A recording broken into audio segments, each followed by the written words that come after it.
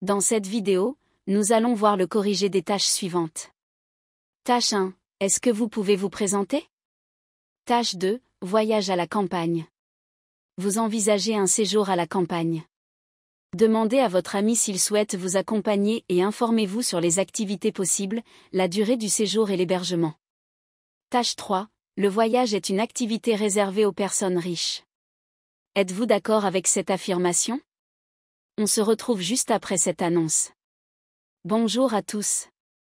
Nous sommes ravis de vous annoncer le lancement des souscriptions pour notre chaîne YouTube en réponse à vos nombreuses demandes. C'est avec enthousiasme que nous vous offrons la possibilité de souscrire et de bénéficier d'un accès exclusif à nos séries de compréhension orale et écrite activées.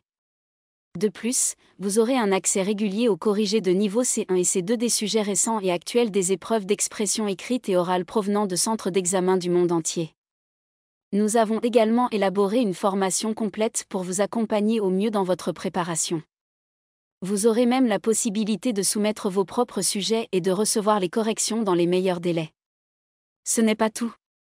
De nombreux autres avantages vous attendent, notamment la possibilité de faire corriger vos rédactions par nos experts. Nous tenons toutefois à rassurer nos abonnés qui ne souhaitent pas souscrire, rien ne changera pour vous. Vous continuerez à avoir un accès gratuit à l'ensemble de nos contenus, comme auparavant. Les souscriptions ont pour seul but d'offrir des avantages supplémentaires à ceux qui souhaitent en bénéficier. Nous espérons que vous serez aussi enthousiastes que nous à l'idée de ces souscriptions, et nous vous remercions sincèrement pour votre soutien continu et votre confiance. Pour plus de détails, rendez-vous dans la barre de description et cliquez sur le premier lien. Nous vous remercions de votre confiance et nous sommes impatients de vous accompagner dans votre préparation au TCF Canada. Bonjour à toutes et à tous. J'espère que vous allez bien. Aujourd'hui, nous allons vous proposer une simulation de l'épreuve d'expression orale du TCF Canada. Suivez attentivement. Merci de vous abonner, liker et partager. Bienvenue à l'épreuve d'expression orale du TCF Canada. Cette épreuve de production orale dure 12 minutes, c'est un entretien en 3 parties. Vous aurez 2 minutes pour vous préparer avant le début de la deuxième partie. L'entretien est enregistré. Il sera évalué 2 fois, une première fois sur place et une deuxième fois à France Éducation Internationale, FEI. À tout moment, vous pouvez me faire répéter ou reformuler un mot ou une question. Attention! Une fois l'enregistrement commencé, il ne pourra plus être stoppé. Avez-vous des questions? Oui madame, comment saurais-je que les 2 minutes sont terminées? Je vous dirai de commencer. Nous commençons. Voici la première tâche. Cette partie de l'épreuve dure 2 minutes. Est-ce que vous pouvez vous présenter? Bonjour. Je m'appelle Andri Ramiaramana, j'ai 29 ans et je suis malgache. Je vis à Antananarivo, la capitale de Madagascar. Après avoir terminé mes études secondaires au lycée français de Tananarive, j'ai poursuivi mes études à l'université d'Antananarivo où j'ai obtenu un diplôme en informatique en 2016.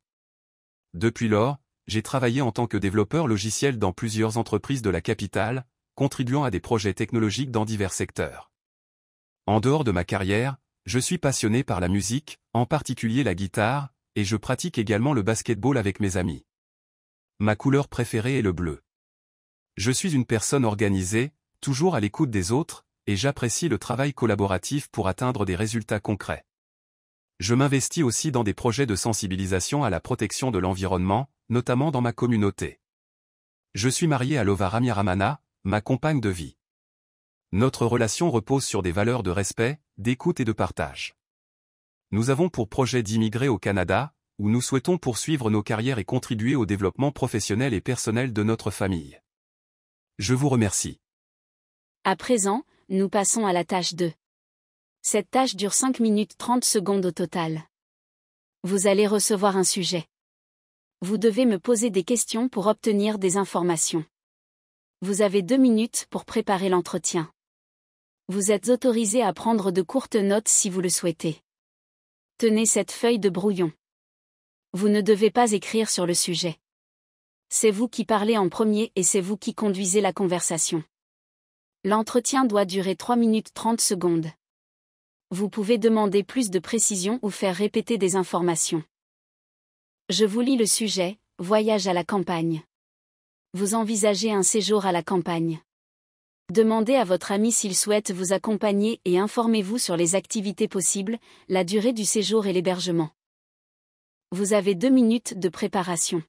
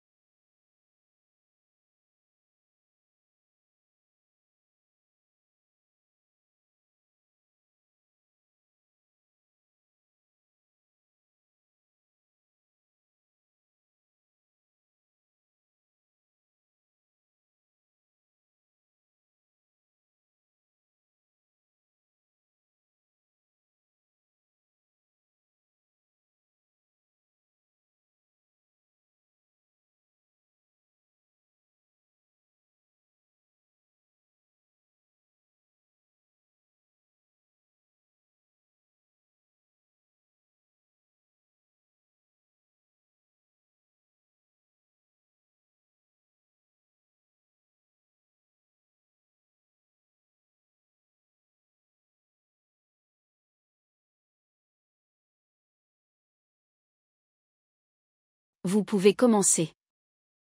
Salut. J'envisage un petit séjour à la campagne et je voulais savoir si ça t'intéresserait de m'accompagner.